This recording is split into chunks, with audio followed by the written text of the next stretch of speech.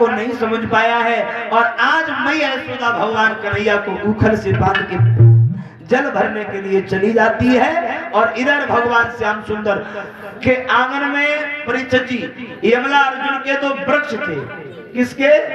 यमला अर्जुन के दो वृक्ष मैया यशोदा की अंगना में थे। भगवान कन्हैया ने क्या किया है, उस ऊखल को अपने बल से खींचा है और खींच करके और यमला अर्जुन के वृक्षों के बीच में फंसा लिया। और बीच में फंसाने के बाद भगवान ने उन वृक्षों का उद्धार कर दिया है, उन वृक्षों को गिरा दिया है। तुम्हें बताएं उन वृक्षों से कौन निकला? नलकूबर और मणिग्रीव, जो कि नलकूबर मणिग्रीव नाम के दो व्यक्ति थे जो कि यमुना गंगा जी में नग्न स्नान कर रहे थे। गंगा जी में नग्न स्नान कर रहे थे नलकूबर और मणिग्रीव।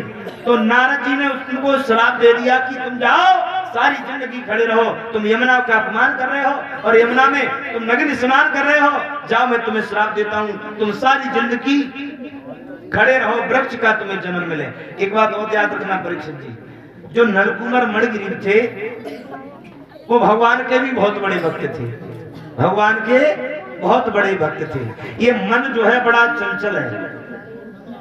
अभी आप एक बात याद रखना परीक्षित जी, कभी भी माता बहना भैया कभी भी कोई गलत काम करना, जैसे कि मैं तुम्हें बताऊं किसी के घर में आप चोरी करना, तो जब चोरी करने के लिए आप जाओगे कोई जी मन तो तुम्हारा कहेगा, लेकिन जो अंदर का दिल है ना, अंदर की जो भावना है, निष्ठा कर्म प्रभुपाक्यम, हमारे हृदय के बीच में भगवान बसते हैं, शालिग्राम भगवान बसते हैं। जो देखा होगा आपने, हमारे तुम्हारे सीने में गड्ढा होता है, उस गड्ढे में भगवान रहते हैं। तो हमारा तुम्हारा हृदय मना करता है, हमारा तुम्हारा हृदय ये मना करता है कि भैया ये गलत काम है तू मत कर। एक बार तो जरूर मना करेगा, लेकिन मन कहता है कि मान लो 500 को नोट मिल लो, धरो दिन में जवाब निकल लो।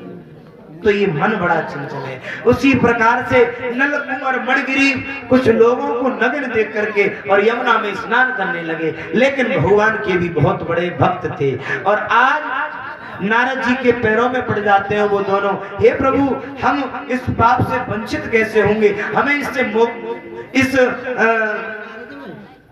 अपराध से प्रभु हमें माफी दीजिएगा, हम इस प्रकार कब तक खड़े रहेंगे। नारद जी ने कहा कि तुम भगवान के बहुत बड़े भक्त हो, हम नारद हैं और हमारा नाम नारद है, जिसकी बात नहीं कभी होती हो रत तो उसी को कहते हैं नारद। इसलिए मैं तुम्हें इस श्राप को तो बदल नहीं सकता, लेकिन जाओ अगले जन्म में तुम्हारा उद्धार भगवान योगी राधा कृष्ण करेंगे। बोलिए सच्चिदानंद भगवान की। आज भगवान कन्हैया उन्हीं नलकूबर